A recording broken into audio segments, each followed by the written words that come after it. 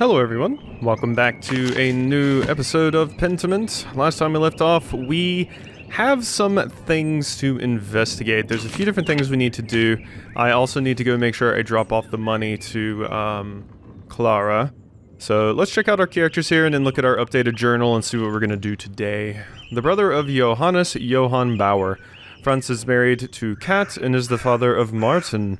I'm sorry, Franz. Franz is known for his brusque, abusive nature and intimidating presence. I see. Okay, maybe we know why Martin is a little bit of a shit. Probably because Franz was an abusive father. Okay. Not excited to meet you. Okay, so that appears to be all the people updates we have. So, journal. So, the Baron's man Miklos has departed for Innsbruck to request the presence of I thought that was going to say revered, but it says reverend. The most reverend Jacob Estler, Archdeacon of Freising. He will be gathering evidence about the murder and interrogating those of us who might have information. The flood. The brothers and sisters discovered Lawrence's body. Oh wait, we can get an update going over here. During the dinner with Klaus and Marie, we talked about 4 people who seemed to have a problem with the Baron. Lucky Steinauer, the widow Kemperin, Mother Cecilia, and Prior Ferenc. She talked to each of them to see if any of them had a motive. Brother Florian asked me to be present during the inspection of the Baron's body. Alternatively, I can begin my investigation by following my other leads. The abbot doesn't want me around, so if I decide to go see Brother Florian, I'll have to get his attention by throwing a small rock at the window of the infirmary. Well, I think examining the body is very important for me, considering my medical background. So I think that's what we're going to go for. The Baron's man, Miklos, has departed for Innsbruck to request the presence of, gathering evidence. Okay, so that's everything here. Stonemason's anger. I should talk with Lucky to find out what he was arguing about with the Baron. He's usually working next to his house north of the town commons. Tilia Kemperin cursed the Baron when we were walking through the meadow. I need to find out why she hated him so much. The widow's house is next to Franz. I need to figure out the meaning of the cipher Ferenc wrote in the scriptorium. He used a Volvel while writing it and took it with him.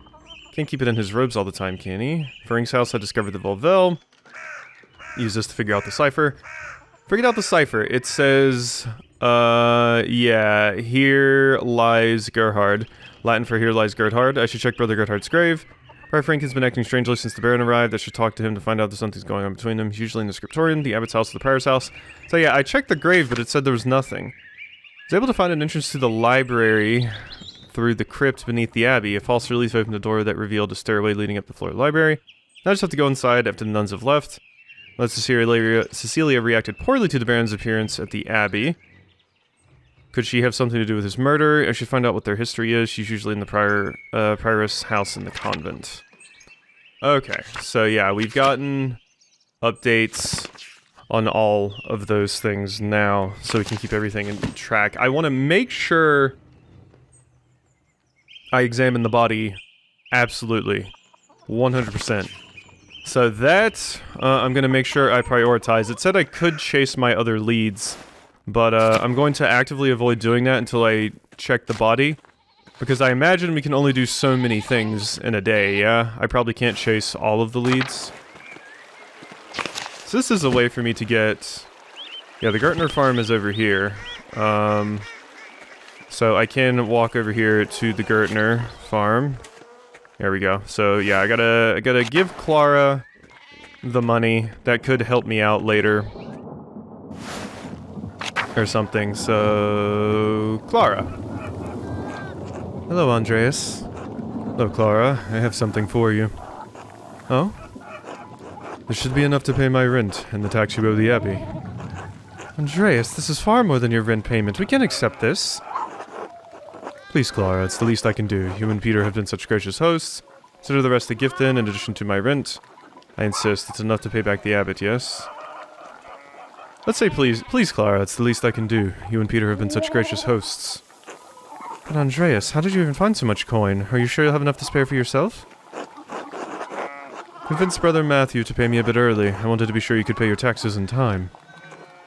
Bless you 1,000 times, Andreas. You don't know what this means to us. It's probably best not to mention it. Or, I'm happy to help Clara, it's the Christian thing to do. Probably best not to mention it. Of course, I won't mention it to anyone. Still, thank you. I'll let you move on with your day. God bless you. Until later. Okay, the Gertner's taxes paid in full. Beautiful. So, any updates with any of you? Hello, Andreas. Afternoon. Hope the day is treating you well. Well, enough there's too much to do and not enough hours to do it all. The storm made us such a mess of the town, and there's leaks to the roof of the home, and there's all that wool. Lord. What's this about wool? Oh god, somebody told me how to pronounce this, but I forgot it. The ewes are near to lambing, so we showed them last week. Must have spent ages washing all that wool. I believe someone, I do remember someone mentioning, oh god, lightning. That's just a female sheep. Have you ever smelled wet, dirty wool, Andreas? Ugh, there's nothing worse. Now that it's clean, we've got to spin it, and that takes ages all on its own. Lord, I don't know where I'll find the time. Won't Clara help you? Certainly. Sometimes. I forgot you were from Nuremberg, Andreas. Clara, Hetty, Veronica, Kat, even little Ursula will be there, though she makes mischief more than she helps. Yeah, all the various characters. At least the work goes quickly with the women working together. Lively conversation helps pass the time. Sometimes we even get visitors. What kind of visitors? Could I be a visitor? I could be a visitor. But I don't want to steal you from Otto. I don't want to flirt with you. Am I flirting with the other characters or am I flirting with you? Uh-oh. Let's say I could be a visitor. I guess. Once you let Clara catch you talking to me like that, too bad other men in town won't follow your example. You're welcome to come. I'm sure the others would be glad of your company too. Johann Bauer will be there to keep an eye on us. As long as you stay outside, I can't see what harm you visiting would cause. I'll consider it. Come on, everyone will be glad to see you mingling with regular folk. Hetty especially, she worries you think too highly of yourself. We meet at Johann Bauer's home. Come by in the morning or afternoon and speak to Johann. Should get back to work. It was a pleasure running into you, Andreas. I don't want to flirt anymore. I don't want to flirt anymore. Otto has mentioned that he is interested in you, and I will be nice to my friend. So, I just wanted to be able to hang out. Be well, Eva. The spinning bee. Attend the bee. Hey, Peter. Andreas. Hey, Ursula. Hey,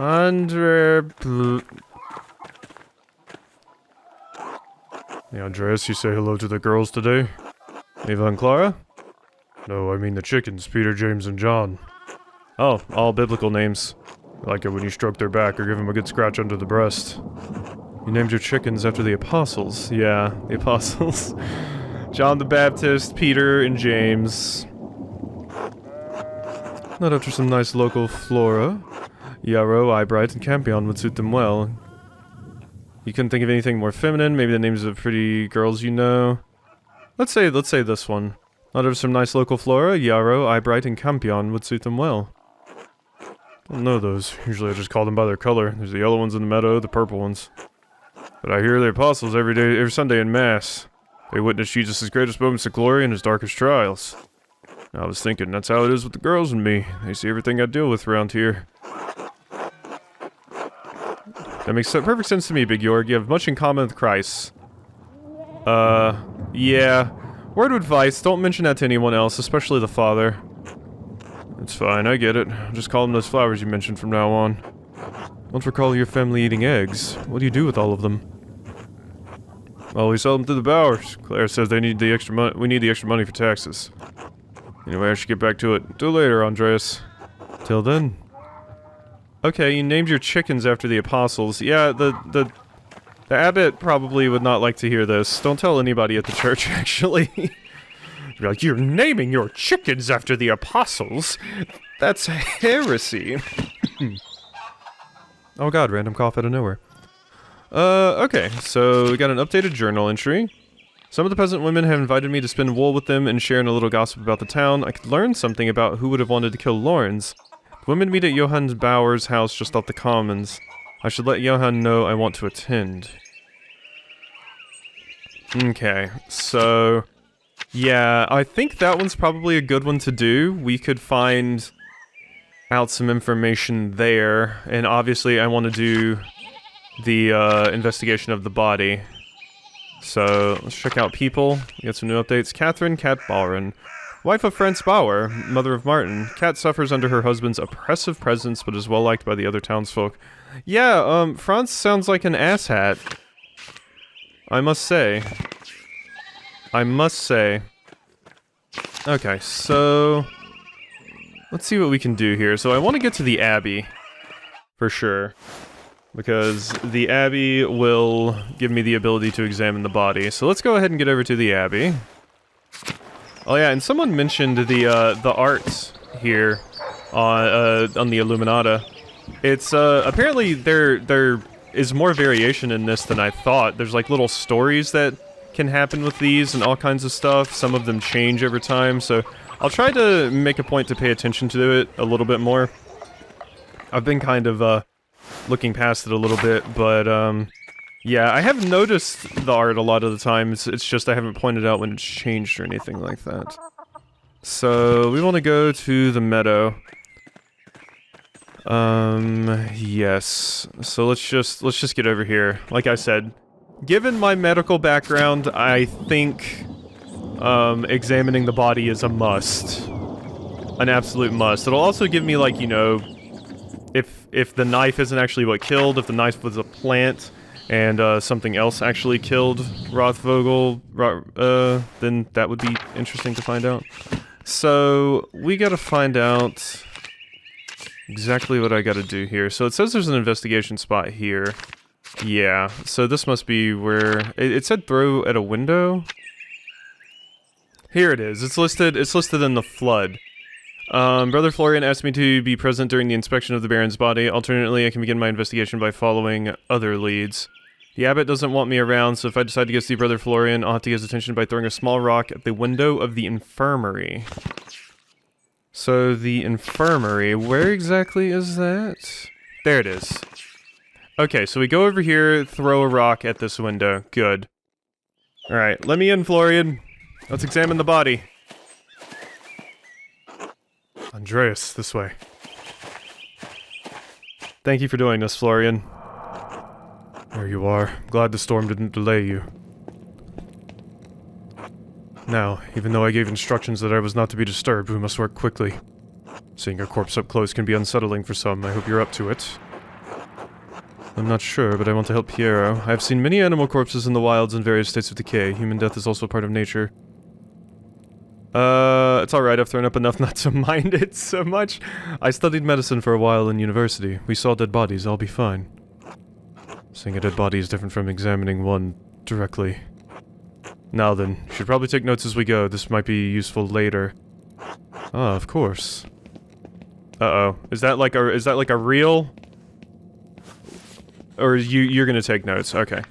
We'll begin by inspecting his interior, starting with the face and head. No visible wounds, no blemishes, teeth in good condition, nothing unusual. Neck, shoulders, and chest are ordinary. I need to clean some blood away to examine the torso. Autopsies are so interesting. Even if it's very gruesome. Yes, there it is. A puncture wound between the 6th and 7th ribs. 6th and 7th. It's fairly shallow, though. I estimate it penetrated only about an inch, and it likely came from his own hand. Interesting. Okay, fairly shallow puncture between the 6th and 7th ribs probably came from your hand. Wait, he inflicted it on himself? How can you tell? Doesn't sound deep enough to have killed him. A Nuremberg inch or an Innsbruck inch? How can you tell? Well, you can usually tell by the angle, as far as I understand. But that doesn't sound deep enough to have killed him, yeah. It wasn't. It's likely an incidental received while falling on his own knife. Okay. He must have some other wound that issued forth all the blood we found him in. I see. So when you got your wound, so yeah, the knife may not actually be what did the killing here. That's important to find out. If you fell on your own knife and then... Yeah, okay, okay. Come on, help me out here, Florian. Surely this must mean that Brother Piero is innocent.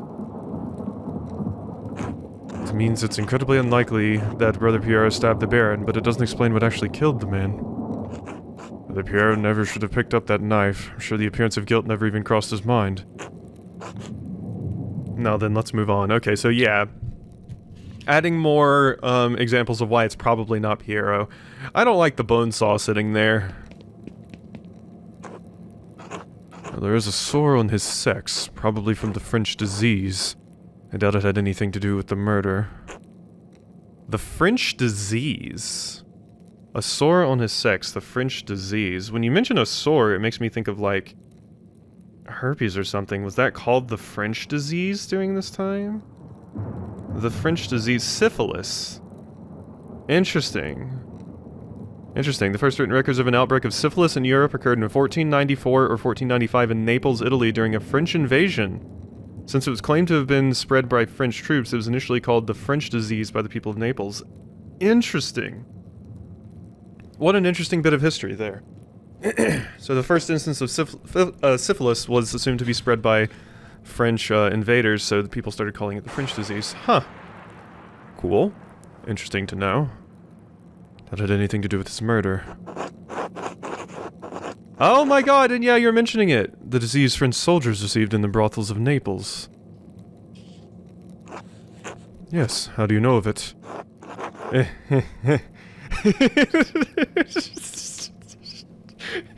Just like...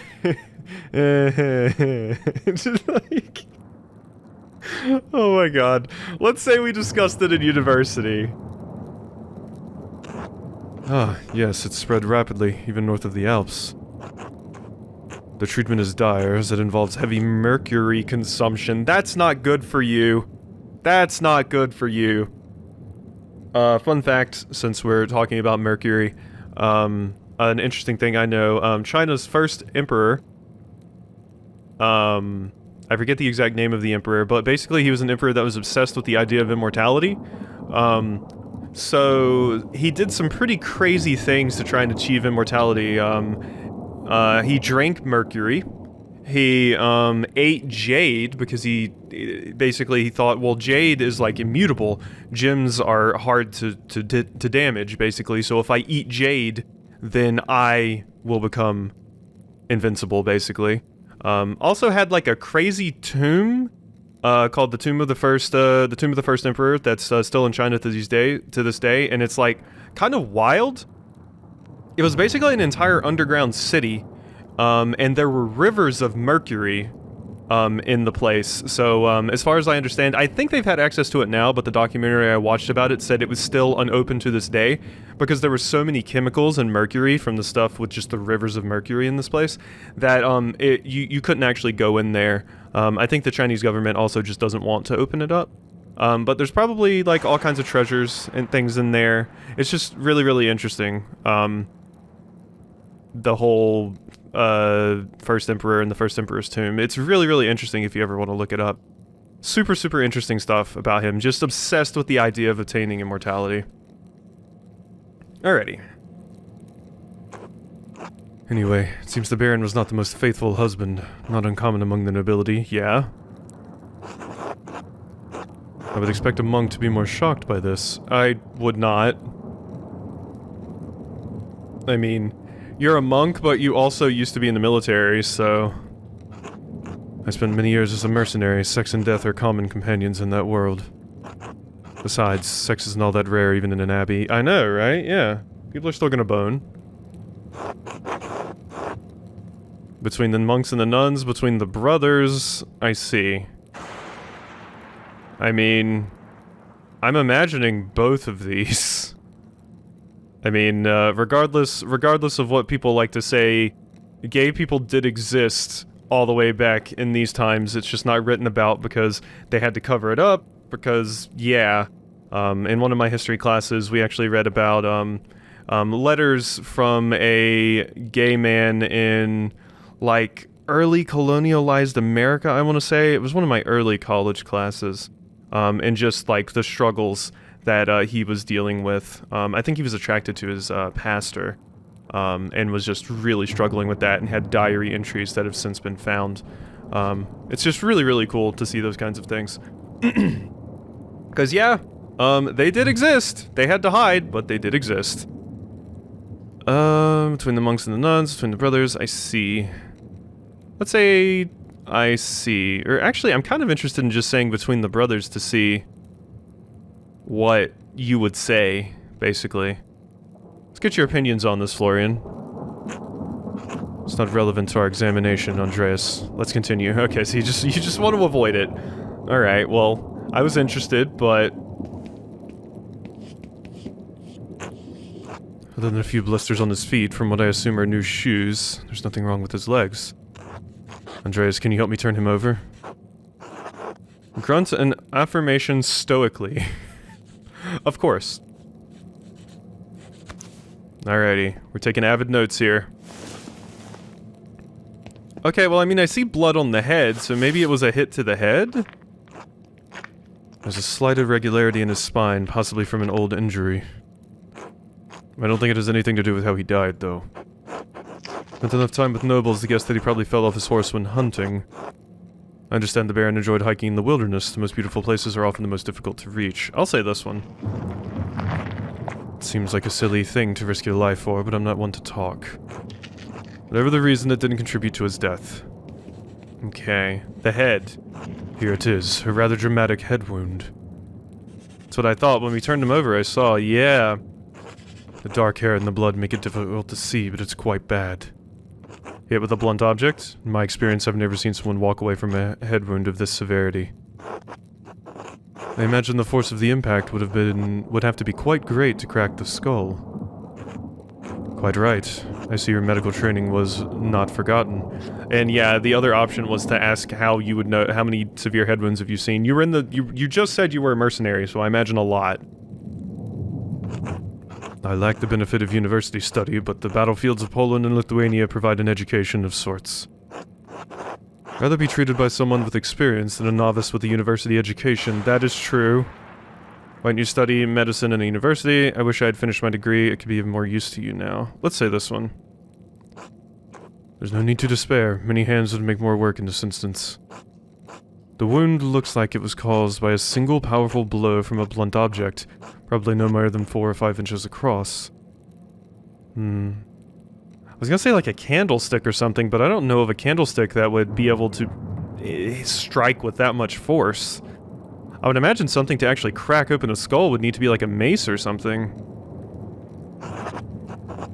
How can you tell? The skull is cracked in a single spot and there's a clear impression in the skin around it. It would take extraordinary precision to hit the same spot twice unless the Baron were already dead. Yeah, that is fair. That is fair. Single strike.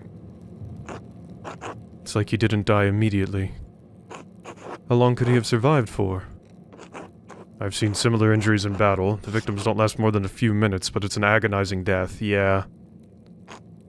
Even so, he couldn't have wandered far from where the blow was first struck. So he may not have been attacked in the chapter house. He was either attacked in the chapter house or someplace in the immediate area. Been attacked outside the abbey, the cloister, the big garden is the church possibility. The big garden, or the cloister, I would say. The big garden? It's possible, but at an incredible risk. The abbot's house looks out directly on the garden. Anyway, whatever killed the Baron was a blunt instrument of considerable heft. The part that impacted him was likely a little smaller than a fist. Yeah, I mean, that certainly sounds like a mace. But I imagine it's going to be something that would be around here. Like I said, that's why I was thinking candlestick, because look at that. That looks like it could do it, right? But you'd have to swing it really hard. Could it have actually been a fist? To crack open a skull? Man, that'd have to be a hard fist. Huh. No, I don't think the strongest soldier could do this with a punch unless the Baron's head were pressed to the ground. Even then, we would also see damage on his nose or forehead. Could a woman or an elderly person have done it? Anyone could have, given the right weapon and sufficient height. Whoever did this must have caught the Baron unaware. Save the small knife wound, he has no other injuries. I suppose that he was struck, drew his knife to defend himself, and fell on it before Brother Piero discovered him. So I believe we discovered two important things. Piero didn't stab the Baron, and even if he had, that isn't what killed him. Baron was killed by a blow to the head from a heavy, blunt object. Yeah. Yes, exactly. If you can find out what caused the blow, it may lead you to the killer. We also know that Piero didn't stab the Baron. We know that, and I suspect even the abbot knows that, but you may need more evidence to convince the Archdeacon. Oh, there's one other item of interest. I found it in the Baron's jacket, but didn't want to open it without you. What is that? Blunt object. We gotta find a blunt object. We're sitting here playing Clue now. Now this is definitely making me think of Disco Elysium. With the investigation and everything. A note of some kind. I trust you to open it more carefully than I would. What does it say? The girl who died and the innocent with her. Matin's chapter. The girl who died and the innocent with her. Matin's chapter. Monastic hour corresponding to 2 a.m. It is used for night prayer. The girl who died and the innocent with her. 2 a.m. chapter. So the chapter house at 2 a.m. The girl who died and the innocent with her. Maybe it's talking about the mural on the wall in the chapter house? Maybe that's what it's referring to. The girl. What girl and what innocent? One of the nuns, someone from the village, your guess is as good as mine. I'm thinking it's something to do with the mural in the chapter house, because there's a bunch of different people there. It said the girl and the innocent. So, one of the nuns? It's been years since any of the nuns have died. Perhaps Mother Cecilia would remember. Can you tell who wrote it? It's definitely someone with a great deal of experience as a scribe, but it can't be Adok or Guy. Or Guy, sorry. There you are, you little jerk. Someone with a great deal of experience as a scribe. They're not an Italian, I can tell you that. Italian scribes use humanist script. This is a highly refined Gothic hand, yeah. Interesting. What a good observation. As good as Adok and Guy are, I don't think they could replicate this. Okay, so no Adok or Guy. What? Really, if not them, who? I intend to find out. I wish you good luck finding the answer. Now, I'm sorry to rush you, but I must ask you to leave. Every minute you stay here is additional Oh! Were you expecting someone? Let's say nothing. Brother Florian, would you open up? It's Werner Stolz, the physician from Tassing. Yes, I'm in the middle of something. Could you return after supper? Afraid it can't wait. Father Gurneau asked me to examine the Baron's body. All right, just give me a moment. Andreas, I need you to hide yourself. Werner? I don't care if he knows I'm here. I mean, let's just say of course. Of course. Let's not question it. I trust Florian. Oh, that's a terrible hiding spot. That's a terrible hiding spot. Aren't you going to examine the body? How are you not going to see me? I'm like right there. I mean, I know you're behind this, but what if you walk over here? You'll totally see me. Ah, Dr. Stolz, sorry to keep you waiting. Now, what did you need? The abbot wanted me to examine the Baron's body before his wife arrives. Seems unnecessary at this point, as I've completed my own examination. Well, then what's the harm in letting me take a look? Dr. Stolz, with all respect, I've finished. The cause of death is clear. If you had arrived an hour ago, I would have had no problem with your assistance. Assistance? I'm a university-trained physician. I can examine a corpse on my own without the help of a battlefield sawbones. Step out to confront. No. Remain hidden. I think Florian wouldn't like it if I revealed myself right now. I think we need to stay here. There's a chance that Florian would like that I came to bat for him, but there's also a chance I'll screw things up. Regardless of your opinions regarding my abilities, the examination is finished. If you insist on inspecting the body anyway, I must insist that the abbot tells me himself. What? Making me bring the abbot here is a waste of time. So I was performing an examination on this corpse immediately after one was completed. You tell him, Florian. Idiotic. I'll return with Father Gourneau presently. Yeah, get out of here, Dick. Thank you, Florian. Florian, you're great. I love you. Please don't be the murderer. That was close. Now quickly leave through the cloister before they return. Of course. Thank you, Brother Florian. Think nothing of it. I'll see you tomorrow. Until then. Oh, Florian's great. I like Florian a lot. Okay, work is done. Now we gotta eat. So I don't have much time to investigate other stuff. Should find someone to eat with. Okay, yeah, I mean, that took a lot of time. I can't get that note out of my head. The girl who died and the innocent with her. What could it mean, and who wrote it? I think I know what it means, but that's gonna require us going over there to investigate, so...